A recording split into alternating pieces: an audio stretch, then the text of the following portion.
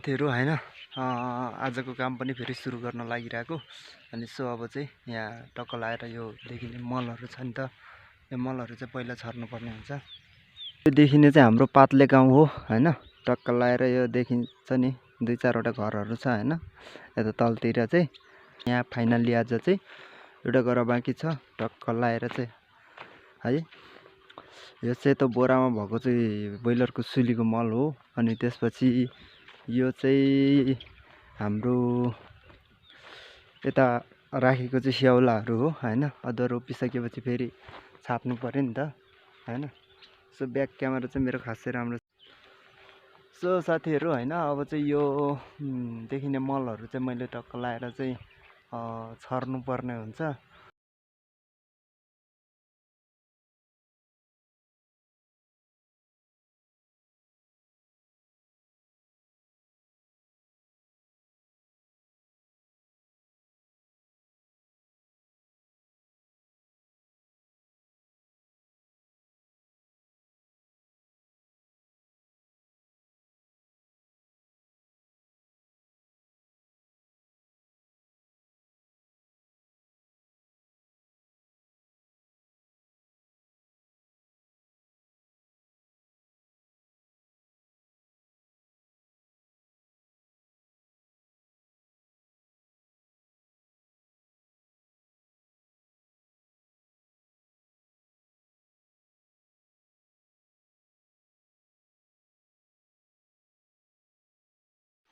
साथीहरु हैन हामीले फाइनली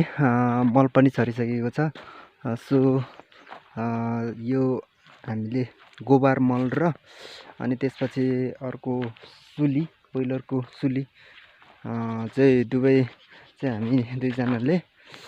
फाइनली छरिसकेको छ साथीहरु हैन अब चाहिँ हाम्रो काम सुरु हुन्छ गोरु ल्याएर नार्ने अनि त्यसपछि गोरु जोत्ने काम सुरु हुन्छ साथीहरु हैन सो अनि म चाहिँ यहाँनिर टक्क लाएर झोलासोला बोकेर चाहिँ हैन साइड ब्याग बोकेर अब गोरु लिन जाँदैछु है टक्क लाएर मासतिर हैन अलिकति मासतिर यहाँ फुपूको घरमा हो यहाँ माथि चाहिँ गालीबाट गोरु ल्याउनु पर्ने हुन्छ। हिजो मैले चाहिँ जोतेर हलो जुवा यतातिर राखेको छ साथीहरु हैन टक्क लाएर चाहिँ सो यो चाहिँ ठुलो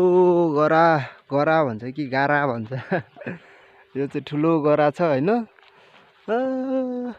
वहाँ पल्लो छेउदेखि यता घुमेर वहाँ पल्लो छेउसम्म छ हैन सो जोत्न पनि लगभग 2 घण्टा जति चाहिँ मलाई लाग्छ अनि सो अब चाहिँ घरतिर लाग्नु पर्ने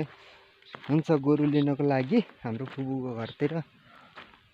सो यतातिर चाहिँ सानो छ हैन उता फुकिएको छ उतातिर अगाडितिर चाहिँ फुकिएको छ मुख ठुलो छ। सो यस्तो छ हाम्रो पातले गाउँ चाहिँ हैन टक्क लाएर अब जानु पर्यो गोरु लिनको लागि। ल साथीहरु गोरु चाहिँ यहाँनिर घाँस खाएर चट्ट लाएर रेडी भएर बसेको छ अब तान्नुको लागि हलो तान्नुको लागि अब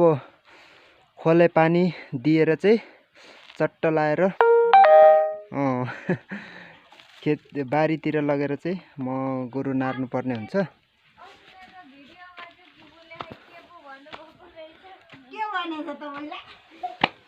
जाँड पकाउनु भएको फुपूले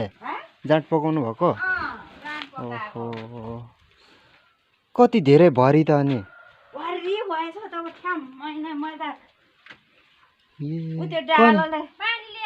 कनिका हो